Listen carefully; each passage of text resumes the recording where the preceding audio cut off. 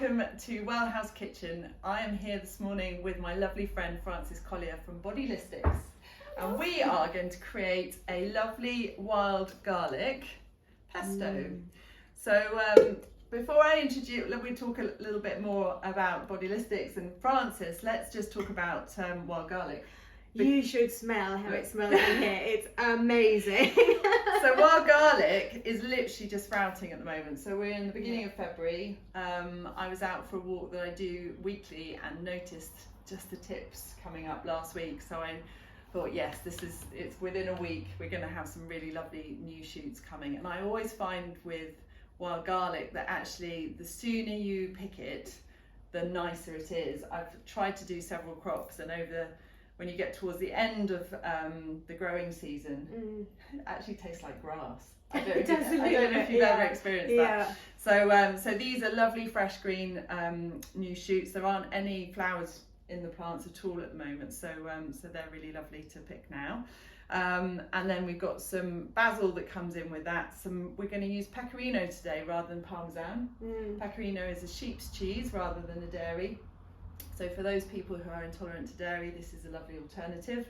And then sometimes pine nuts are used in pesto, but me being me, I went off piste a little while ago when I first tried it, and I had some pistachios in my cupboard. So pistachios are particularly creamy, aren't they? And I roasted those, and I just think they make a beautiful flavour. A little bit more expensive possibly, but we only do it once a year. So we've got that, and then possibly, I'm not sure, we'll make it up as we go along. That sounds good to me. It's just like life, a little bit of lemon going in, and I'm going to use rapeseed oil rather than olive oil, because I find the olive oil has quite a strong flavour, and actually we don't want to overpower any of the other flavours going on. So we've got some lovely cold pressed rapeseed oil here, which I think will go down. Amazing. Well, so let's put you to task, and then we'll get chatting. So what I need to chop. So what we're going to do to start with is we're going to start putting some bits into here. But I think, can I get you to grate some of that pecorino into this bowl? Yeah. And we'll get that sorted. I think maybe half of that would be suitable. And then I'm going to put these on to toast in the frying pan behind.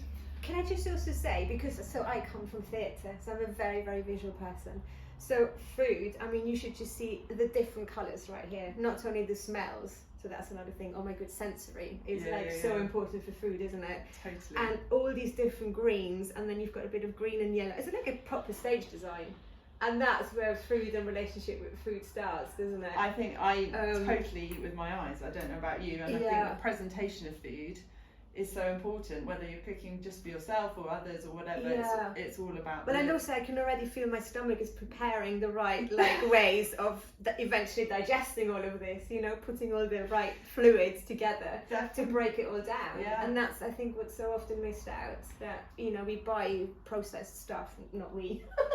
Sometimes people buy processed stuff, and when actually this is already half the digestion and half the enjoyment. I agree, and this is actually so beautifully linking to the energy work that I do, which relates to energy is held in flavors, is held in smells, obviously, and then the flavors come through, but also the colors, and then we have lots of, and then we've got the emotional kind of experience of food as well, so that has its own energy. So there's many different, like you say, experiences going on, and that I don't know, they say wake up and smell the coffee. Literally, I know when the coffee is being made, my digestive system starts working. Exactly. And I haven't ingested anything, so it really is that that connection and the frequency that we are interacting with. But also, you just told me where you actually picked them, so we're in Devon, we're so lucky. And I actually know that path, and it's one of my favourite paths, and it's just, so my brain's already going, oh my goodness, the sea view and the feel good sense that I have when I walk on this path, so to then bring something home and prepare it in this way and then eat it, I mean, it's just already so much more rich than just the food. Absolutely. Amazing. Thank you for getting all of this so early in the morning. No, it was a pleasure. It was dogs and me. With the head torch on, and it was a nice little expedition foraging for our food, which is lovely, isn't it? So tell me, Frances, a little bit more about where Bodylistics was born, because I know you've had a really interesting life. Oh well, don't we all? Journey. Yeah, well, definitely it wasn't as planned. That's the plan. Whatever the plan is. Exactly. Yeah. So again, actually, it's really interesting to, your Well House Kitchen. I've been watching your other videos as well. Highly recommend them.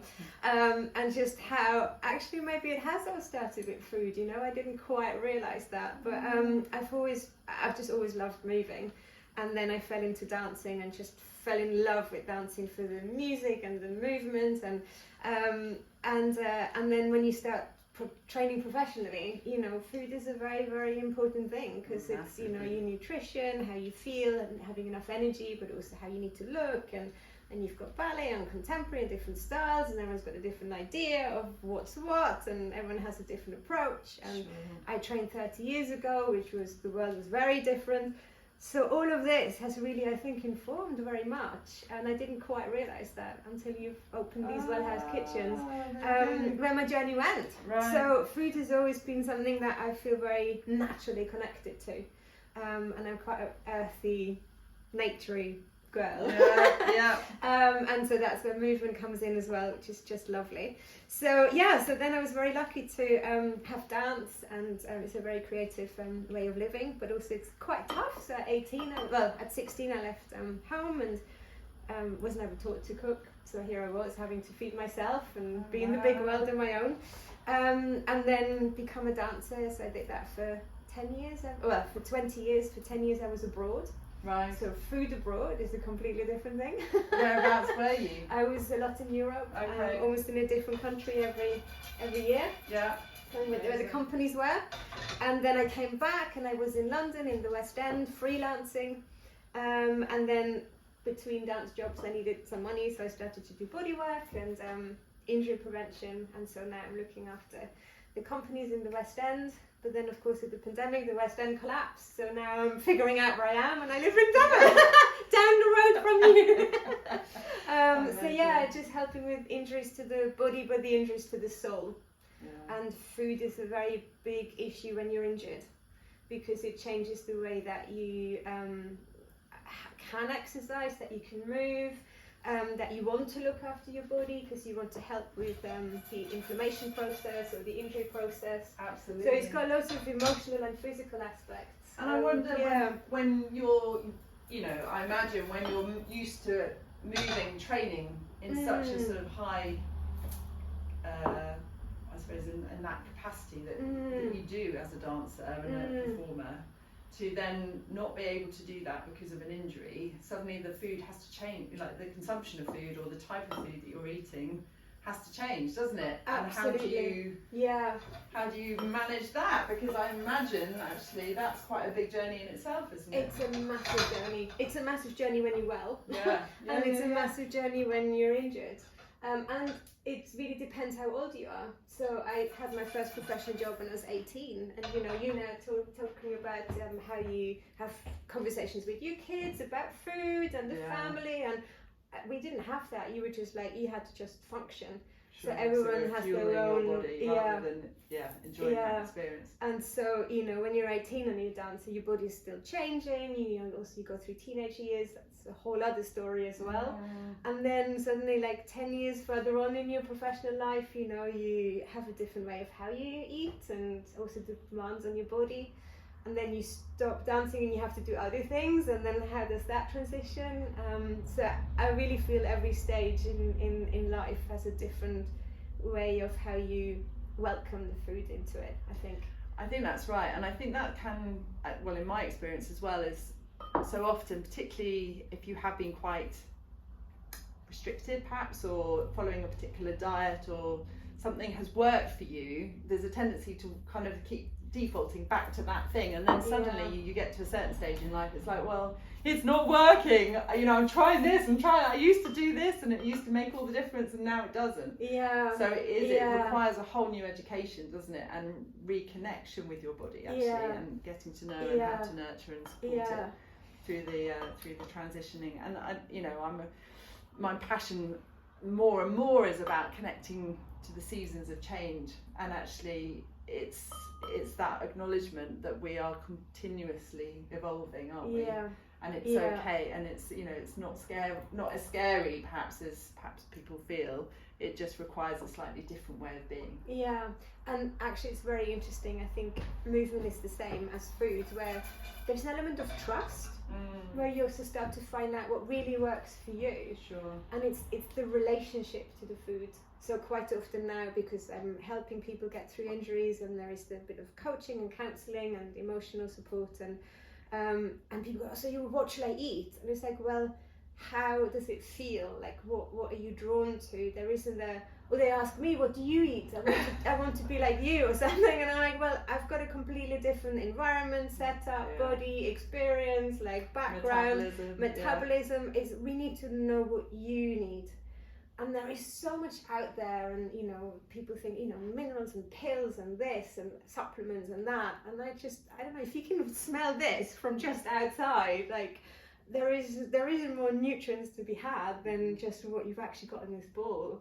And to really go back to the basics and trust that nature's got it all.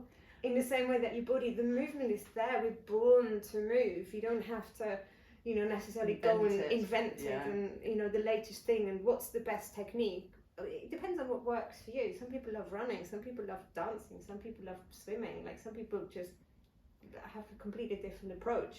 It's the same for food, isn't it? Of course. But it's the relationship you have to it. And I wonder, because you do quite a lot on film sets as well, don't you? I imagine there's catering you know, that is actually delivered there. I'm interested to know what is that like? Yeah, so, you know, this has changed completely. So thumbs up to like how the industry has changed. Okay. Because so when I first started, was it about 15 years ago or something? And I mean, literally, it was like, you know, 4 o'clock in the morning, like big English breakfast. That was all. And it's really funny. They convert these old double-decker London buses. And they become the canteen. No, that's right. And so you have these little but I mean, literally, there was nothing I could have eaten. I mean, it was just impossible. And then over the years, they've literally realised how important food is, because you do ridiculous hours. And then they have juice bars, and they have really healthy things, and have these extra little I can't remember what they're called now anymore. These little vans, these little bistro buses that come. And you can, I mean, actually have like amazing food. Because it's very much changed. Yeah, because my work is a lot about blood sugars and supporting blood sugar regulation, and I imagine, you know, if there's irregular hours and those sorts of things, that's the big thing. And dehydration as well goes alongside that. Not having the right food available can massively impact performance and potential injury issues. Because again, the work that I do with the meridians, just that real connection between the muscles, the emotions, the nutrition, and all of that stuff. You know, people say, oh yeah, I fell over and I, you know, hurt my calf, and I'm thinking, well, I wonder why it was your calf that got hurt. And they're thinking, what do you mean? It was because I did that? I said, yeah, but that was obviously where the weakness was. There was an imbalance there in the first place, which is why that injury went there. And it's very, I know often I'll go over on my ankle if I'm dehydrated or feeling stressed, because those muscles are associated with the bladder meridian, which is associated with the anxiety and stress emotions. So it's fascinating once you start really connecting in. But also it's interesting, you touched on a point where, so in the theatre and in film, and I'm sure in many other high pressure jobs as well, you can't choose when you eat. And you can't choose when you sleep. So, you know, you get up at 4 in the morning and you don't get home till 11 at night. So when you're a dancer, your work performs at night. So when do you eat before the show? The show's at 7:30. You know, to eat before you can't dance, to eat afterwards it's really late. So you have to, and then also you don't have a show every night. So it's not that you have a rhythm, unless you have 8 shows a week in the West End. But even then, it changes all the time. So you can't rely on that. So you can have the best food and be really tired because you haven't been able to follow your sleep pattern. You know, so it's these kind of things that come into the equation as well. And you have to adapt then as well. And I guess if you have, you're a mother, you know, if you have a new baby, you don't sleep and you're completely like, so you have to eat differently than absolutely. if you can literally have your, you know, 7-8 hours a night and go, I get up at this time and I go to bed. It's a completely different life. You have to do your best, don't you? And I think that's the other thing is, what I always say to people is just be as prepared as you possibly can be. You know, it's a bit like at the weekend I tend to do big batch cooking so that I've got some things to hand that I know will nourish me and support me, rather than not having anything and then tending to just grab whatever I can, which I know isn't going to serve me as well. So, you know, life is life, isn't it? And you can do your best, but it is just having a little bit of knowledge in that. But again, I haven't thought about this. I love this. This just brings up so much inspiration. I just realised, I think that's how I created the relationship to the food. Because I didn't always have a choice of when to eat or what to eat. And I thought, well, at least if I love what I eat and I can choose the bits and really like, you know, just enjoy it, then that's something I can control. I can't necessarily control the time or the content. And I think that's how I've really learned to appreciate the relationship to food. Amazing. Yeah. Fascinating. And also, you know how, I mean, actually, we used to always pray. That was in our tradition of society to pray before we ate. That's kind of gone out the window. But it's really still nice to just have an appreciation. So I always take a little moment of appreciating before I eat, and I think it pauses. Do you know, I've been in that cycle recently of just tending to, I don't know, there's been a level of anxiety, and I think that's hormone related, interestingly. And it dawned on me as I'm very good at sharing very beautiful wisdom with my clients. But then you get those moments of going, oh, I should take that on board for myself.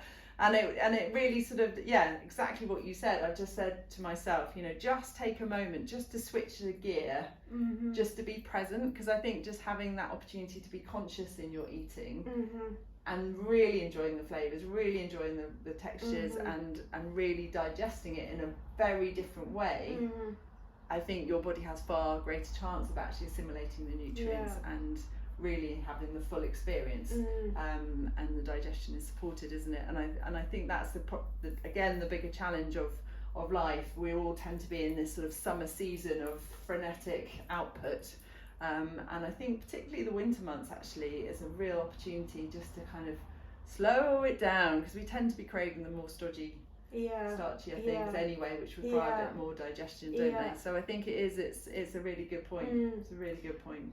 And have you ever thought about this? This, I think, changed things for me a lot. The stomach is a muscle. So before you do movement, you warm up.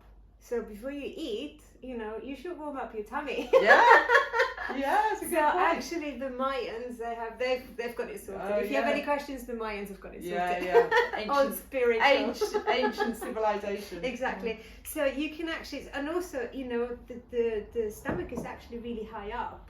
So I always thought my stomach was down here, you know, and that's another thing, you know, you dance all your life, you do all this studying, you do your body work, you don't really learn about organs. It's just, I don't know what's happened to this world. So when you start to learn about the whole viscera and you see it really, you know, the stomach is really high up. So if your food comes through your mouth, it goes straight down into your stomach. So that's why chewing is so important. And then it just arrives in here as a clump. So if you actually warm up your stomach, it will help the digestion. So it's literally like, you know, before you do your workout, whatever. So actually physically you can physically rub it. So if you find your breastbone, the hard bits, and then you sort of, there's this little valley, and that's your stomach. Right. And then you go down towards your belly button. I mean, the stomach is not, you're in the small intestines there, but so you go all the way down to your belly button, and then you go from the side, and you go on a diagonal down to your belly button, and then on this side, it's like doing a nice stretch. I love that. And actually, as I'm doing that, I'm really, you know, the stomach is the solar plexus as well, isn't it? And it is. I feel that it's a really lovely mind-body connection of just honouring all of it. And that you say, just preparing on every level that moment to pause and nourish and reset the body. And I feel it's relaxing my mind already just doing this. and I feel a bit warm around here, and I'm like, oh, now I'm really looking forward to receiving all of this. Absolutely, and it's interesting because actually our stomach meridian relates to the muscles all the way around our neck, and also the muscles up here in our chest. So I think, you know, just having that space around you for the swallowing reflex and all of it, can only be a good thing, can't it? And if you relax your mind, it relaxes your jaw. And then it relaxes your stomach, and it's also, you've got your diaphragm here as well. No, exactly. So if you're a bit anxious breathing, or you've been on fight and flight mode for a long time, all of this. So then when the food comes in, whichever the food is, it's ready. You're ready to absorb it. Love it. Amazing. Thanks. That's a good tip, isn't it, guys?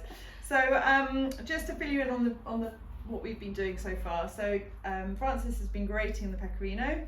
I've been juicing some lemon here. That's a fancy little. It's a good little thing, isn't it? And then we've toasted the pistachios. So what we're going to do now is we're going to start adding it all together. So I think we will just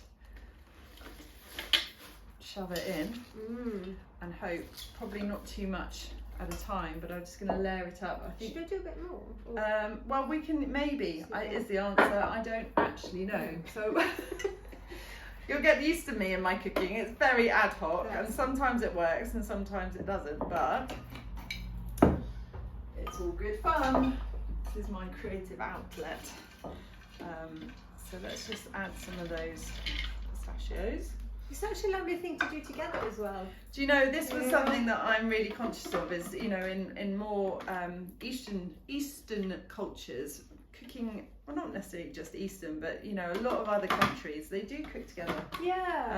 But we've lost all of that in our culture, and I think, you know, we've got quite a lot of foodie friends down here, and so often just when we go to each other's houses for meals or whatever, I learn so much, because we tend to get stuck in the rut of what we do or what we get used to and enjoy. And yet, you know, and like you say, to actually just come together in the kitchen. And I often had an idea when the kids were younger, we should just get everybody together on a Friday, have a massive cook up, and everyone go home with a load of dishes that they, you know, so then everybody cook a dish and, you know, do enough for a few families, and then you're making making it so much easier, rather sharing the load is what I'm trying to say, but also sharing the experience and I think what we were saying earlier is how the heart of the kitchen is often, heart of a home is often the kitchen. And every time I've invited somebody into this space, the conversations and the connection, it's not just being the surface of stuff, it's you know, really getting to the nubbins of life, and that's so special, isn't it? Actually, so I know I encourage our kids to do the washing up together, and I, you know, get them in the kitchen cooking, and because we're not looking at each other necessarily eye to eye. It's a lovely space, a bit like driving, I suppose, but you can have those more awkward conversations perhaps, or and also I'm just thinking, you know, architecture has changed, so we now have much more open plan kitchens. Whereas before, I think we had more the kitchen as sort of a separate room. Could have been, more of a galley. And then you didn't, you know, someone was cooking there and you didn't have that connection. So actually, that's really nice to have these open plan spaces now. It's always very important to me, and I agree. Right, so here we go. I'm gonna. The smell, guys.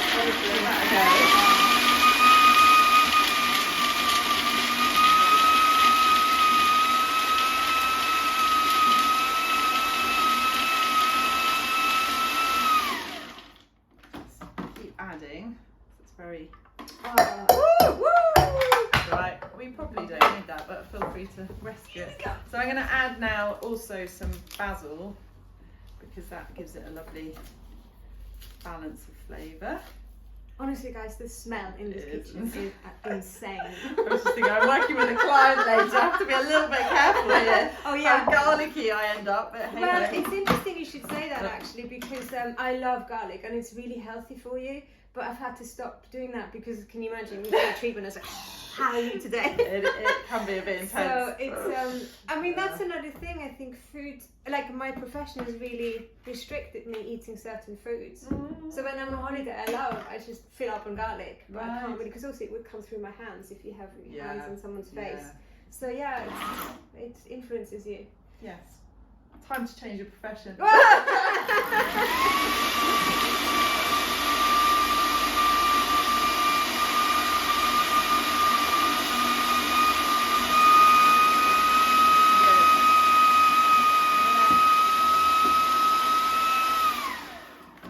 Adding, it's beginning to take shape here. We're going to do a nice big batch, because what's so lovely about this pesto is you can make a big batch and then just store it in the fridge, and it will store for a good month or 6 weeks or whatever. And I tend to add it to, well, you can add it to pasta or things like that, but actually to marinate your chicken or fish or whatever with it as well is just super delicious. It's my favourite food, I think, pesto. Yeah, it's just so versatile, isn't it? And again, well, let's see. I'm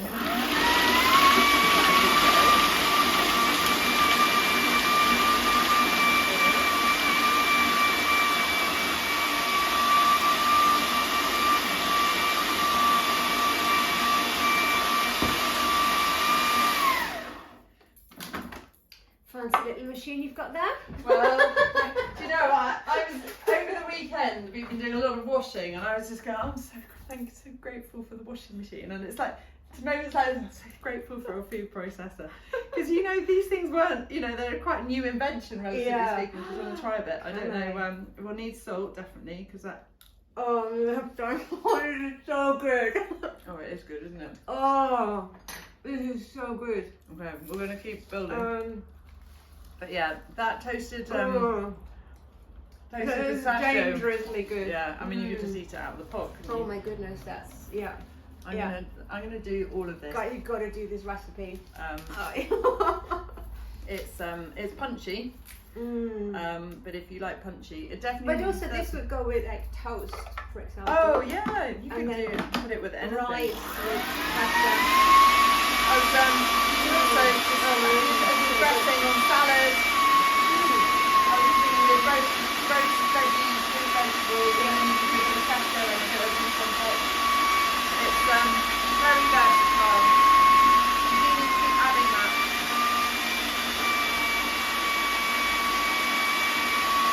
That oil just brings it all together.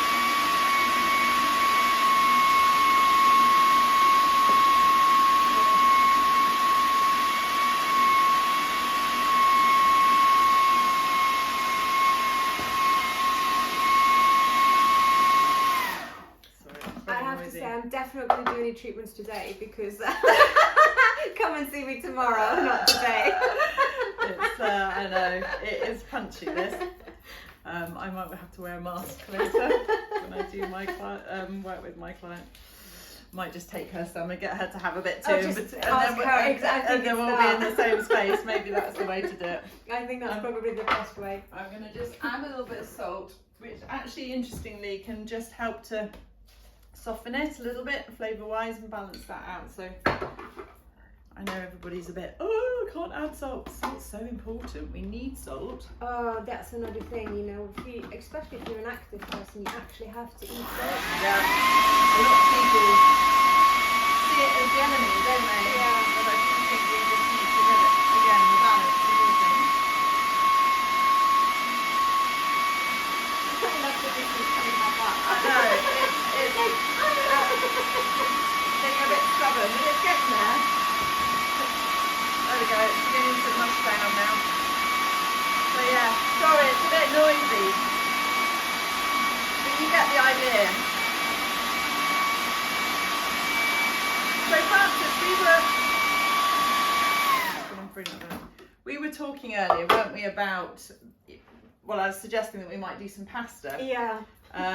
With our pesto, just to add a bit of starchy carb with it, and you said, oh no, pasta doesn't agree with me. Tell me a little bit more about your experience with pasta. Yeah, so that was really interesting. Everyone, again, when you do a lot of movement, people say, oh, pasta, you have to eat pasta. And I've tried, and I get so hungry after eating pasta, and I get really ungrounded. And it takes me about, and quite unwell actually, and it's just very hungry. And that was the whole point of pasta, should be that it's actually filling you up. And so it's just never agreed with me. And then a bit later in my dance career, I actually started running the marathon. So I've done two London marathons. Right. And you know, then again, people go, you have to fill up on pasta. And I tried, and I had no energy. I could have literally just go straight to sleep. And it's like my body just does not like it. You don't like pasta either, really? No pasta. The dogs are retorting. So again, I think it must just be something. And then I realised that, you know, the whole world might be great for the whole world, brilliant. It's not great for me, so I have to go with what's good for me.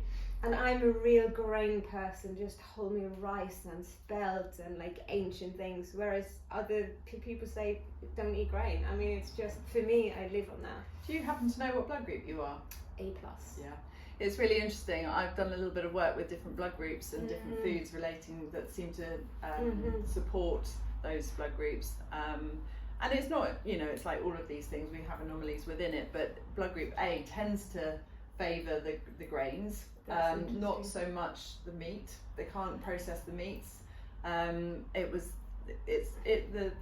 if you've ever read the book, it's called Eat Right for Your Type, but it talks about how blood group O is the oldest blood group, which was when we were hunter-gatherers. So we tend to have the makeup that enables us to digest meat very well, and we tend to be better on, well, certainly avoiding the wheat and the dairy, and we tend to be better on high protein, lower carbs.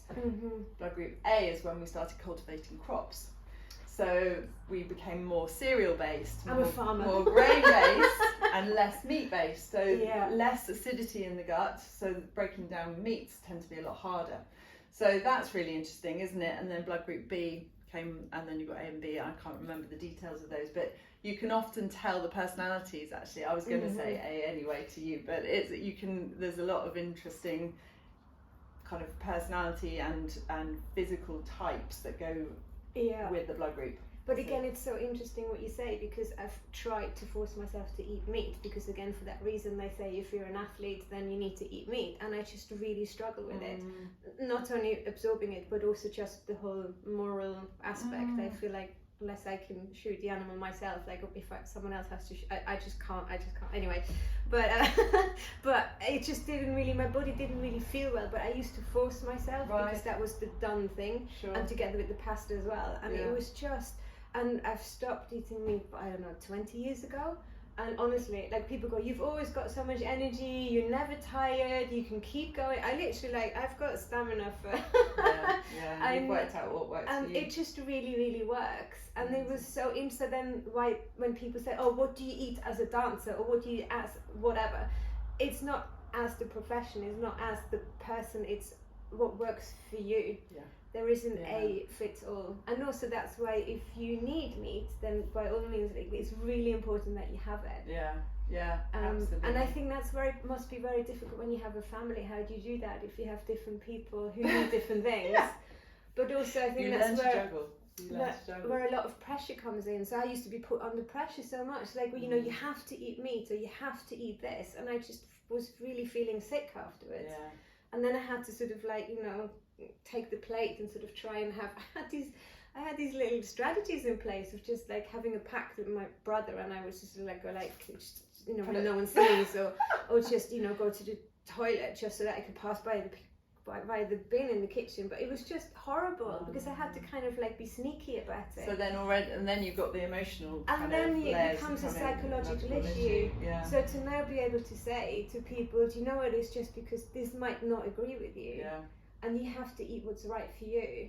I think, I'm going to demonstrate this from a physiological point of view, because I think it's always really interesting, you know, when you're clearly very connected to your body and your system and you've worked that out, but it's quite nice sometimes to get the feedback through the muscles. So if you're happy, I'm just going to borrow one muscle just to start with, and we're just going to establish what we call an indicator muscle. So we're just going to make sure that Frances's body is happy to be balanced, really. So just relax this arm down. I'm just going to place my hand here for support.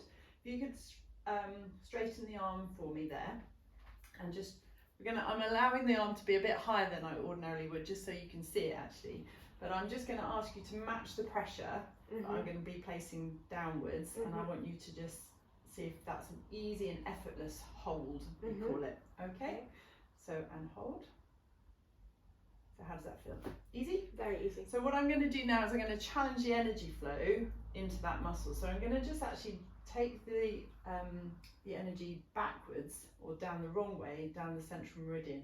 And I don't know if you saw that, but there's a very subtle dip, wasn't there, in that response. And then suddenly you consciously went, oh, I'm going to activate it. Did you see that? So we're going to just raise the energy again, bring the energy back, and I'm just going to do that same experience. Can you feel the difference? Completely. So we'll just do that a couple of times, just so that you get that feedback. Do you see how it just drops away? So should I let it drop? You can, yes. Okay. So ideally, what we do when we're, once you get familiar with it, you just respond to what feels natural. So I let it happen. Exactly. Okay. If it feels like there's nothing there, because it should be totally sort of subconsciously, just effortless. Yeah. And as soon as you have to kind of consciously kick in, because you've got muscle strength, but it's more about the energy behind that. Okay. Yeah. So, and hold. So we're just going to bring the energy back up and hold. It should reset itself anyway, but that feels good. I'm just going to check. Reset. I'm going to just check hydration. Shall we just tug the hair at the back, and that feels great. So what I'd like you to do now is bring both arms in front, and I'd like you just to match the pressure, and let's just see how that feels.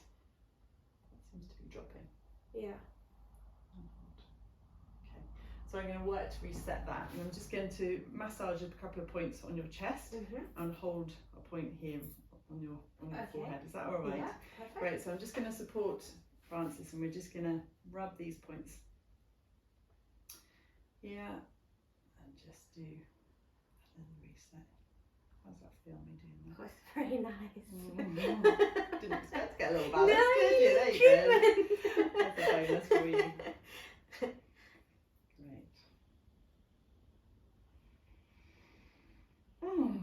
So when energy shifts, I tend to have a bit of a breath, and sometimes the person that I'm working with will have a sigh as well. And then I'm just going to hold these points here.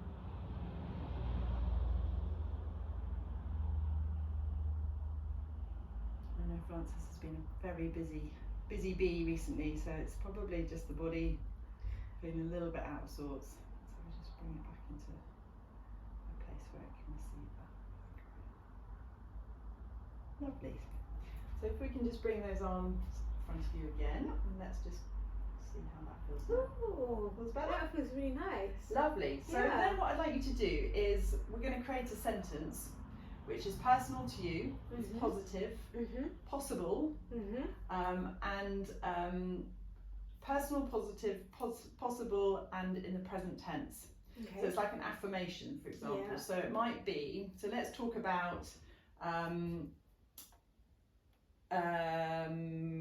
something that you feel is a struggle, that we're going to potentially move into something that is positive. So it's, you want something, but energetically you don't feel backed up in it. Okay. So for example, just check into the body now. How is it feeling? If you were to close your eyes and just perhaps... Oh, it feels really calm, actually. Okay. Yeah, quite zen. Brilliant. Yeah. Okay. Yeah. So is there anything sort of going forwards that you think, oh, if I could just feel perhaps this in relation to... Well, actually, I'm just thinking, does it have to be going forwards? Because in some ways I'd quite like to address exactly that feeling, because as a child that was really stressful. I was like, I don't, it's not that I want to create trouble, but it just, I don't feel well. So I had to kind of put myself first, but I wasn't allowed to, so they'd rather have wanted me to feel unwell than to say, well, actually, maybe should we help you? You've done the right thing. Your body's told you the right thing to not eat this, because it's having permission, isn't it? Yeah, to be able to respect. Yeah, to be respected. I think. Yeah. So maybe what we can do is, taking that into a present statement, we could say, perhaps I have permission to respect my needs. Yeah. Could that be something that feels, that continues to be useful for you going forwards? So let's bring your arms in front of you. And we'll just check that we've still got the lock, as we call it. That feels nice to me. Yeah. If you can say that then, so I have permission to respect what I need, or something. Or That's quite a powerful sentence, isn't it? Yeah. I have permission to respect what I need. Do you feel how the body is like, when is that going to happen? So my job now would be to come in and engineer the energy to support you, so you feel backed up in that. So that although you've made that conscious connection with it, perhaps there is some old trauma in the system that isn't allowing you to. That's really, really powerful. Very much so. Yeah. Fantastic. So if I could just take it one step further, and I'm going to just ask the body, just relax the arm down, and I'm just going to ask the body, if you could say fire, earth, metal, and say guilt, grief. So there's some grief tied up in that. So again, we can go on an exploration around what's been going on that's brought that or continued to bring that into your circuit now. So I'm not going to leave Frances hanging in that energy, but I'm not going to continue on this video with it. But it's lovely to be able to kind of bring that into our awareness that there's an imbalance there, and we can absolutely support you. Oh, thank you so much. This is amazing stuff. So but it's nice, isn't it, to have that. I love when working with other practitioners, we all have our different way in, don't we, into the body, and it's lovely when we can start to sort of see different ways of communicating and how it translates in the system. But also, you know, I mean, we've even talked slightly in preparation for this about, you know, I am actually aware of all of these things, so it's really nice to then go and have someone hands-on as well, understanding these energies. Because that's also what I do a lot with people retrospectively. I help them understand what happened around the family table. Because also, you know, you can have acid reflux, or you can have, you know, a history of bulimia or something, whatever it's been, you know, or just not feeling comfortable. And I think from having been myself in a place where, had I been allowed to, I would have eaten the right foods. It was more, you know, you're now helping to convince your children to eat the right food, but I had the reverse. I had to convince my parents to say, this is the right food for me. Like, I want to eat healthy, I don't want to eat tongue for lunch. It's just, it completely shifted, right? So actually what I was feeling at the time was the right thing, but I wasn't allowed to. So luckily times have shifted as well now, you know. Well, it's coming, isn't it? But I think, again, it is hard. It's a curious conversation that I think the more we can talk about, and the more we can start saying, you know, it's not just black and white. We have to just, the more we can close our ears to the white, you know, the noise in our environment, and actually listening to our systems. Like you say, the wisdom is there. We just need to know how to listen to it. And then also, maybe that's why I'm appreciating fruit so much, because I'm sitting here going like, oh my goodness, this is the right thing for me. Like, my body's so happy to welcome this. So let's just take it on to another level. Okay. So let's just, if I could just I'm so excited to eat it. I know, I'm going to give you some, but let's just, so bring that arm down. I'm going to just check in again. I'm just going to check with this point here and hold. Ooh. So there's just a little bit of an balance there in the central meridian at the top here. So we're just going to balance that. How long does it take to become a kinesiologist? So the foundation training, which actually I teach, is it's 4 modules, and then you do a further module, which is the proficiency module, and then an assessment. So you can actually qualify quite quickly to actually do the foundation work. I've got quite a few layers to mine, so it's a bit like sort of getting a foundation massage course. You can get that, and then you build on it, don't you? And you become the therapist that you are. But it's actually, it's quite straightforward. I say straightforward, but it's accessible, and it's done over 2-day modules, spaced about a month apart. So it's very accessible for people, and I would suggest actually anybody, if you just had the opportunity to just have a few of these self-help tools that you can have as your energetic first aid kit. You know, it's amazing, isn't it? So So can you do this on yourself as well? Not really. This not so easily. I just hold. That's better. So now what I'm going to do is I'm going to get you to. I get to eat the pesto. Well, before everyone else. Because you're happy to. But do you want to put that? Don't swallow it. Just keep it in your mouth. Oh, the caveat. And hold. And the body, I'm just going to check that it's responding as well. I'm very happy with that. So yeah, swallow away. What's that like? Oh, it's so yummy. is amazing. Oh, I love this. So I think we'll wrap that up. I think we've talked about lots, and there's so much more we can talk about as always. But thank you so much, Frances, for being such a willing volunteer and joining me in my little kitchen. Oh, thank you so much for having me. Oh, it's a pleasure. And I'm so looking forward to so many more to come.